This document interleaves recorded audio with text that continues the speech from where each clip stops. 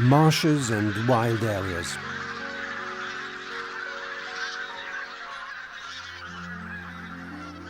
Western Poland, the Varta River National Park at dawn. Photography, editing, sound and sound effects, music, production manager, produced by, directed by. With the awakening day, large flocks of wild geese, numbering in the thousands, ascend into the sky and fly away in a big commotion to their feeding grounds.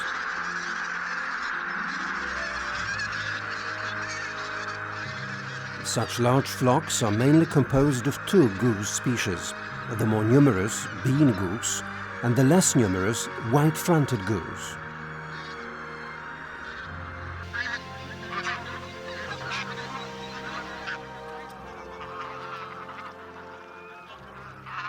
The surrounding fields with winter crops and remains of last year's harvest are the best feeding grounds at this time of the year. At the end of March, the last bean geese and white-fronted geese migrate to northern Scandinavia and Russia for nesting.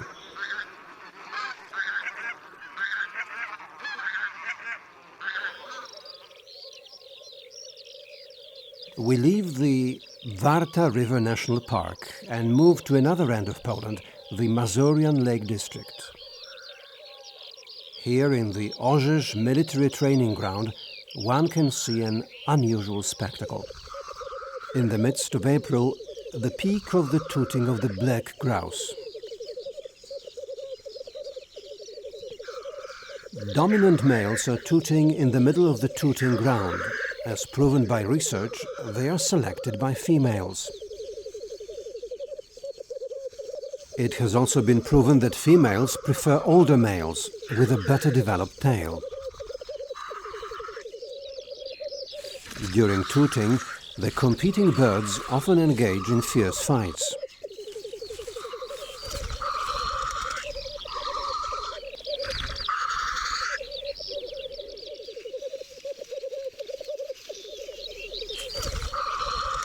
Black grouse occurs mainly in eastern and southern Poland. Its population continuously declines, and it is one of the species threatened with extinction in Poland. With tanks moving around and fires breaking out in the military training ground, one might think that black grouses should have left such an unfavorable site in the first place. Not at all. They have survived here, and their situation is not as yet tragic.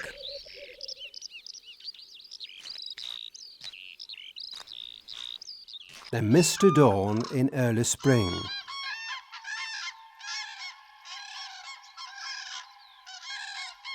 The cranes that formed pairs in the autumn have stuck together to migrate to their breeding sites. Then the tootings begin. Cranes mate and start their characteristic dance. They jump, wave their wings, bow down and run around.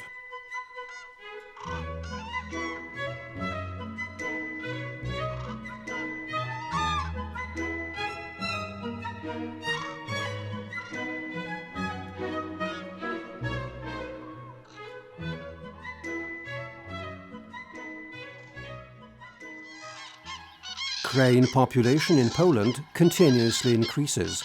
They become less skittish and don't even mind the neighborhood of busy roads.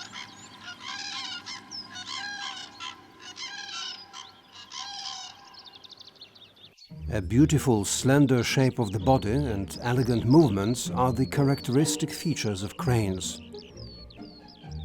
They walk, taking long steps, flex their bodies and stretch out their necks.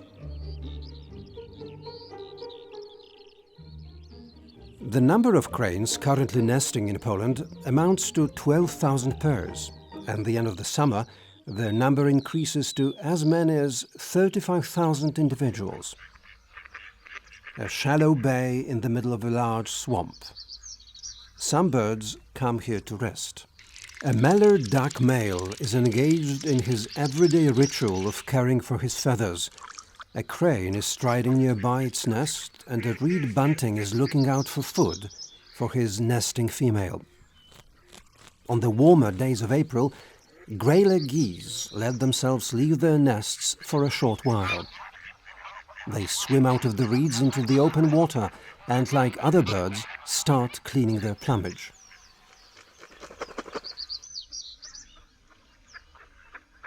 They use their beaks to clean every feather on their body separately, preen it with the oil secreted from their preen glands, bathe and splash water waving their wings. This daily hygiene is of great significance for keeping plumage in good condition. Garganies and poachards have just appeared among the Greyleggies. Some red-headed male poachards are tooting, trying to win the favors of the grey-feathered females.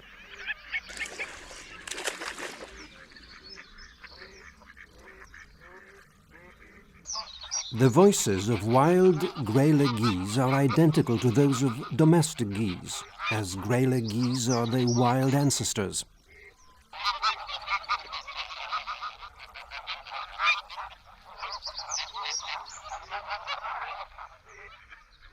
Greyleggies feed exclusively on plant fragments. They like best young grass leaves and aquatic plant shoots.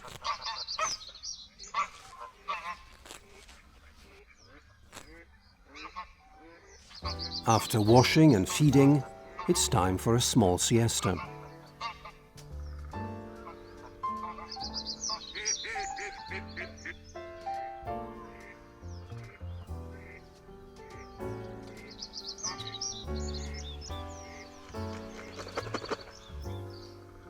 The rest takes over an hour, after which they return to their nests.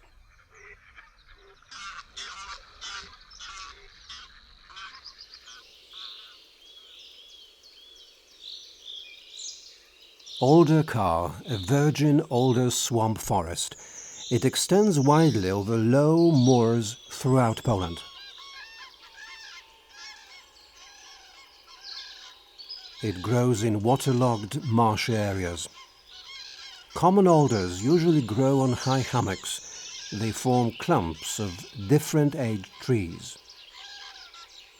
Swampy, waterlogged valleys overgrown with abundant marshy vegetation stretch between the hummocks.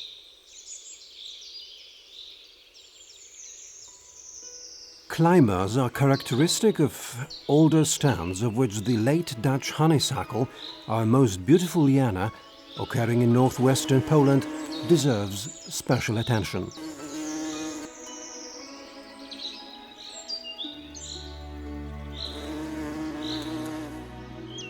Such a wild and gloomy alder forest occurs, for example, on the Volin Island, where in addition to the late Dutch honeysuckle, grows our most magnificent fern, the royal fern.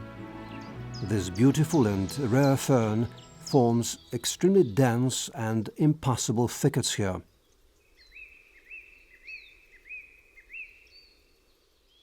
Alder forests are the refuge of many animals. Shortly before the young were born, the roe deer had taken shelter in this inaccessible, wild, flooded area. Here they find refuge where they can rest on hummocks, and only swarms of mosquitoes disturb them. They will shortly return to the juicy meadows to give birth to their young. Hence, alder swamp forests play an important role as refuges for rare and endangered plant and animal species. They can be called maternal forests, as they are still hardly accessible and wild.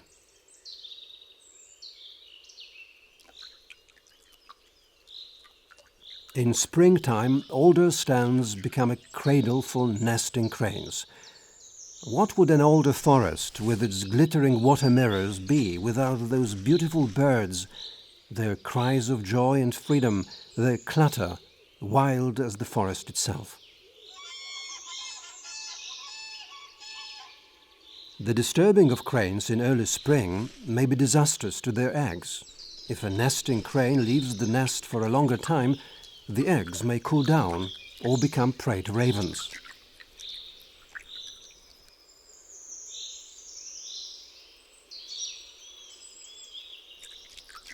Cranes are ambassadors for boggy ecosystems, and if we want to protect them effectively, we need to preserve the entire biocenosis, which are indispensable for their life.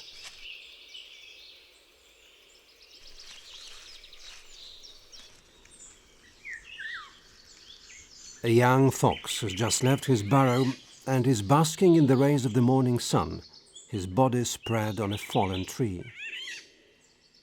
Even while resting, it is still on guard. After a while, a second fox appears and climbs up its brother's back.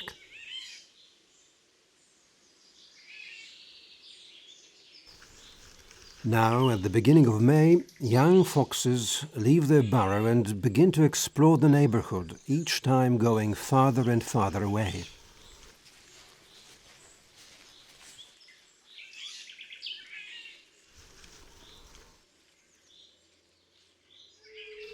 In the meantime, the female fox hunts at the edge of a reed bed. Here she can enjoy easy spoils of eggs and nestlings.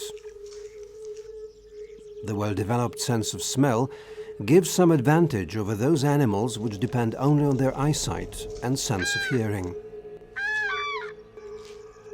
A crane pair, which have just let their young out, seeing a prowling fox, give a frightful cry, showing their acute anxiety. Their clumsy hatchling, which may become an easy prey for the fox, hides in the reeds, while the parents make attempts at chasing the predator away.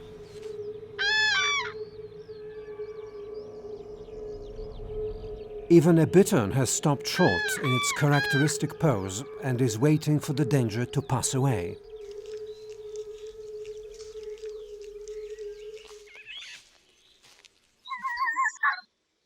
This puppy has spotted the approaching mother and starts calling her.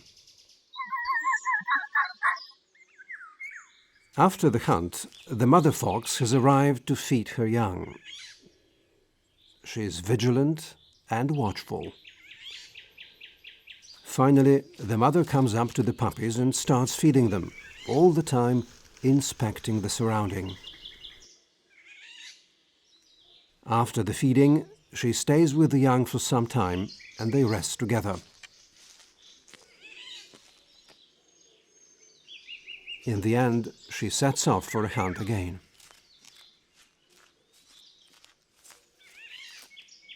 Not without reason has the fox been for long an embodiment of cunning and slyness. Thanks to its extraordinary adaptive skills, it always manages to escape and colonize new environments.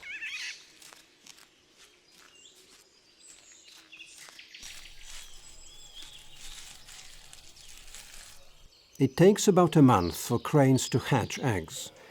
There usually is 1 or 2 hatchlings per egg. Adult birds usually gurgle and murmur while taking care of their offspring, as if wanting to tell them something. Special ties are thus being created between them. These deep sounds coming from their bellies can be heard only from a short distance.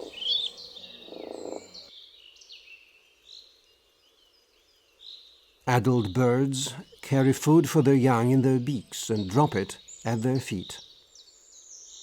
The hatchlings try to catch the food bits, which is not an easy task in the first days after the hatching, and sometimes a dozen or so minutes pass before they manage to swallow the food.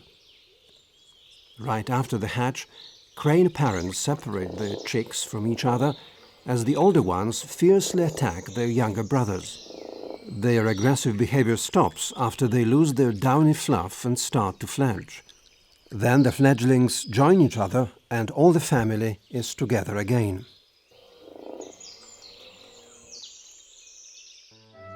In May, plants characteristic of the marshes and meadows adjoining forests begin to bloom. Greater tussock sedge forms large clumps reaching a height of up to 1.5 meters. At present, this species is quite commonplace in the Polish mires. However, it should be emphasized that recent decades have seen a big decline in the number of locations of this plant.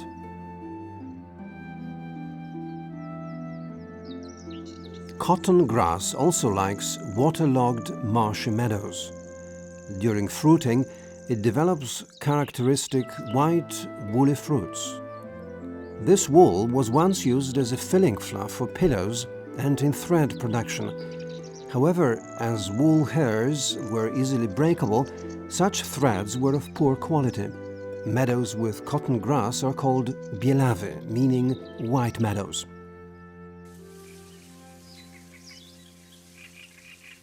It is sometimes difficult to spot animals inhabiting swamps, but be sure this mosaic of water and reed beds conceals an abundance of life forms. And here we have a great reed warbler. This singing bird is most characteristic of extensive reed-bed habitats. We should admit that no bird voice is more acute than the singing of a great reed warbler.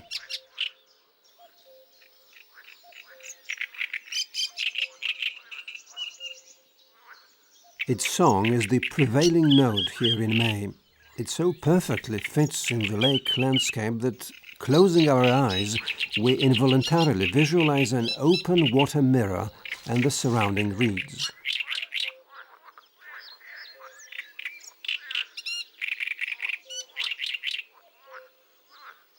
In the riverine willow thickets, we will hear the voice of another singer of the moors, the marsh warbler.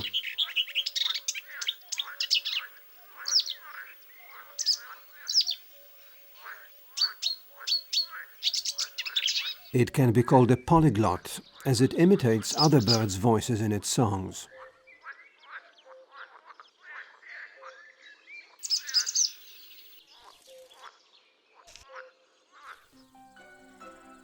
May in full swing. Waterlogged meadows are covered with blankets of blooming buttercups and lichny species.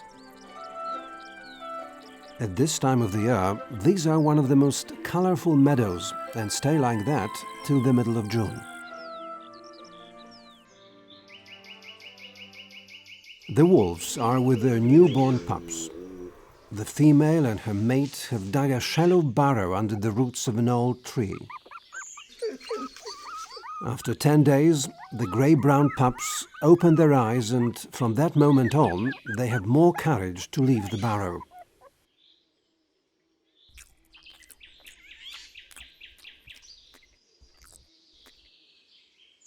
The female feeds them milk for 2 months, and after 6 months, they become independent.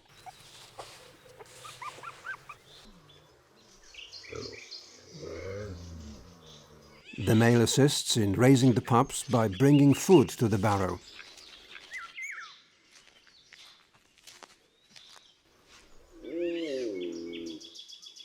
Lapwings are the birds of open areas, such as meadows, wetlands and peat bogs. The old male sparkles with various contrasting colors which immediately attract our attention. There is no doubt that lapwings enliven and beautify the landscape and are part of the Polish countryside as are storks or skylarks. Also, wood sandpipers feed among the lapwings. Once they built nests across Poland. However, with the disappearing mires and swamps, this bird has probably stopped nesting in our country.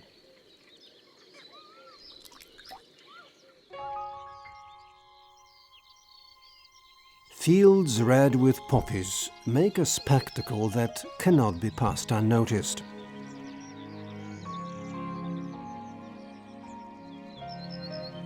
It's an extraordinary sight when the sharp rays of the low morning sun penetrate through every dewdrop and make it glitter like a precious stone. The beauty of this spectacle is transient and short-lived, as poppy flowers soon fade away. A blooming meadow in June, with plenty of ox-eye daisies, poppies and other colorful perennials.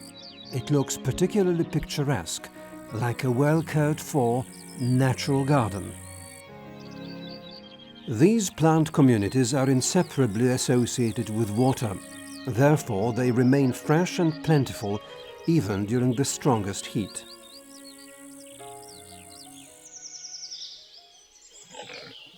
Wild boars usually live in groups called sounders, which comprise several animals. Adult males roam forests and bogs alone for the most part of the year. In summertime, during a day, they prefer staying in forest thickets, where they look out for shadow and quiet. Many a time do they share their refuges with elks. This horse-sized mammal is the largest wild-living representative of the cervid family. Its characteristic formless head with the branched-out palmale antlers makes it easily distinguishable from any other animal. Now, in July, elk antlers are covered with a highly vascularized, fine-haired skin called velvet. It dies and scales off as soon as the antlers are fully formed. Elks move easily on the surface of the mires thanks to their long legs ended with broad hoofs.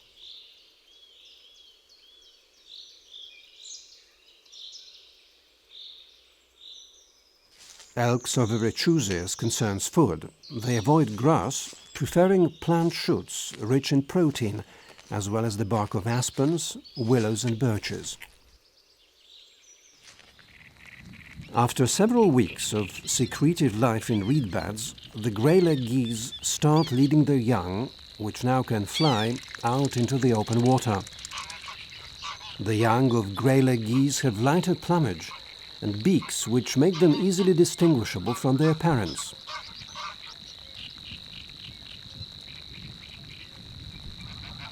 Not only the care for their offspring, but also molting were the reasons for such a long stay of the geese in the reed beds.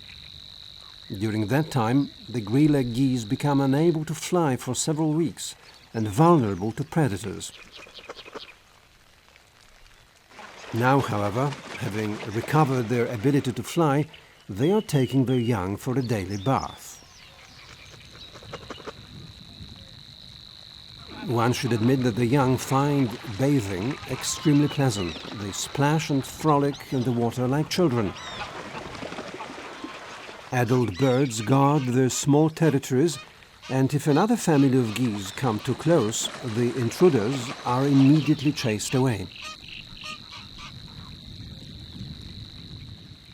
The game continues for some time.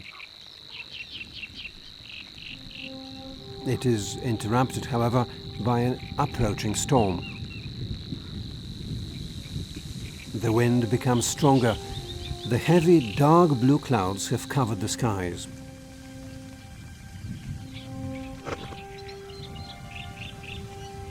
The geese fly away to some other, more secluded sites.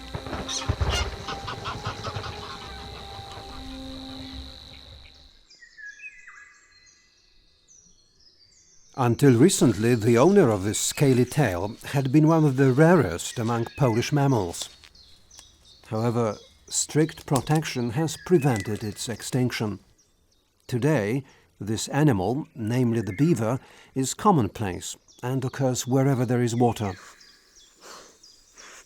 Beaver is known as a woodcutter and dam constructor.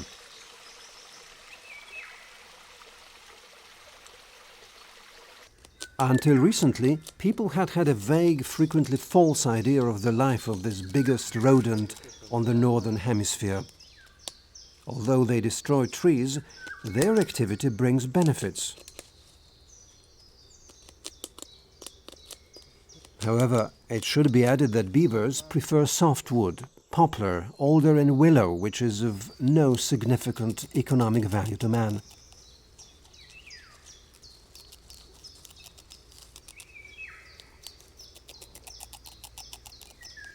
By putting a dam across mid-forest rivers and streams, they reduce the risk of soil erosion. They also take care that the floodplain be wide and overgrown with abundant vegetation.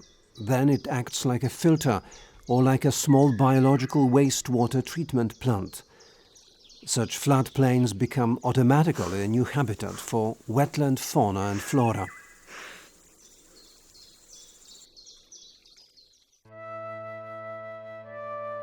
Northeastern Poland. Vast expanses of mires and waterlogged plains resembling tundra or forest tundra extend up to the horizon. The Beaver National Park. This is the largest low-moor complex in Poland with a vast network of old rivers and the largest river, Beaver.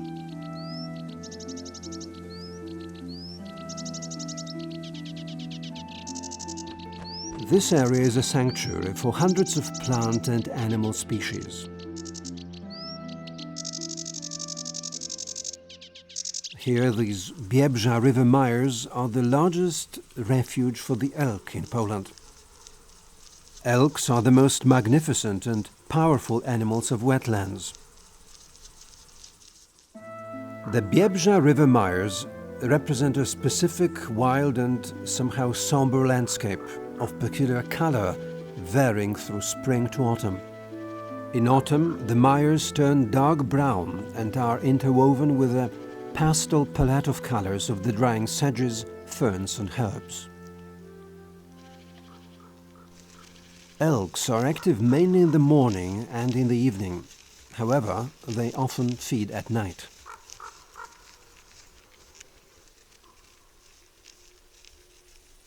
During the mating season, bulls look for cows approaching rut.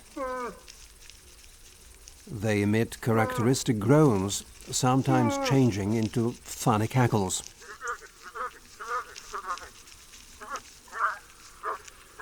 An elk female giving birth to calves may still be accompanied by her young from this year's litter. Her mate must accept them, otherwise he will not be admitted to her.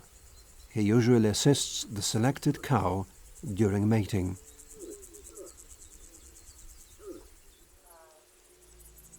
Here on the Beaver, elks often roam along motorways that intersect the mires. This creates a great danger to both people and the animals. This female feeding by the Czarska Droga road has been run down by a vehicle. With her last strength, she has managed to flee to an inaccessible swamp to die. One animal's death may help others to survive. Such a huge heap of flesh is not going to be wasted. The dead cow becomes food for necrophages. Ravens arrive first. Their croaking and noises draw in other animals.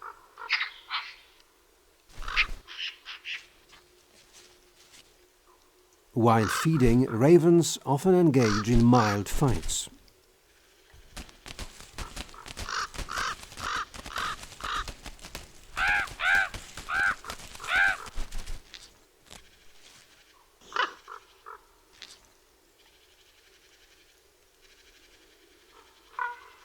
Sometimes ravens' croaking resembles people's arguments on some interesting topic.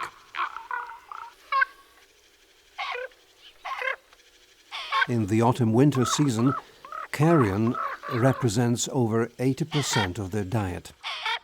The carrion of a big elk like this one, weighing more than several hundred kilograms, will suffice for a long time, even for several weeks. Vast skies, waving marshy reed beds and wild cranes. A truly primeval scenery.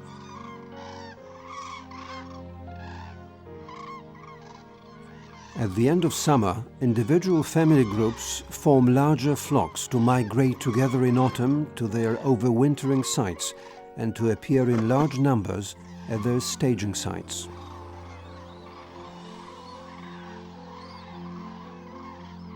Particularly spectacular are their autumn migrations.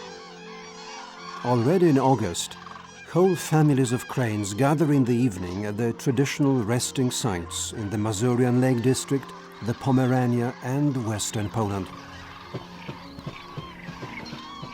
The migration peak is at the end of September and the beginning of October. Then one can see up to several thousands of birds at a time. Cranes arrive at their resting site after dark. Despite such a large number of usually noisy birds, moderate quiet prevails at the resting site, interrupted sometimes only by an occasional cry of an adult crane.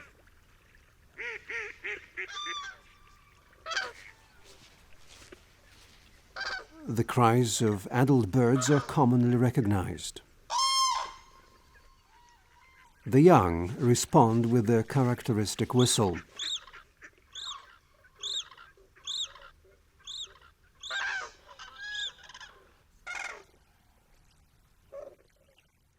The cranes continue their watchful sleep until dawn.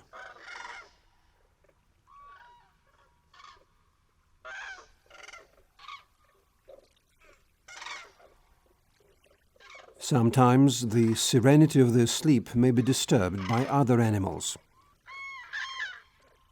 An hour before sunrise, a young red deer stag has come out of the reed beds. The animal strolls across the floodplain and, as if for fun, chases away a group of cranes.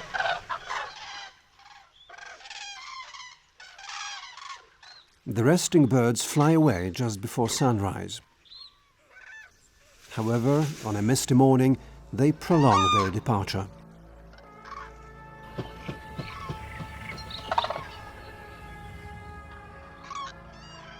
It's an extraordinary feeling to be here at night and see and hear such a huge flock of cranes in such a wild, marshy area.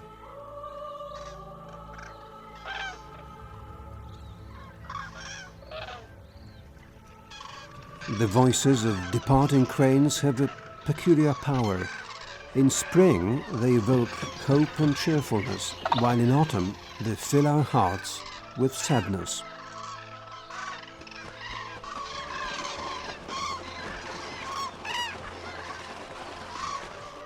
Finally, a day comes when we no longer see the departing cranes. Whole flocks disappear unnoticed as they migrate to their wintering grounds in northern Africa and the Iberian Peninsula.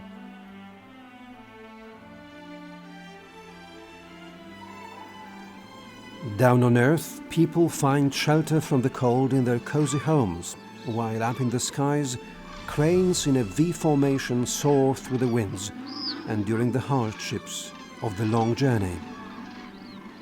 They fly to where water does not freeze, where they will find some food. Here, the cold and ice are a barrier to normal life.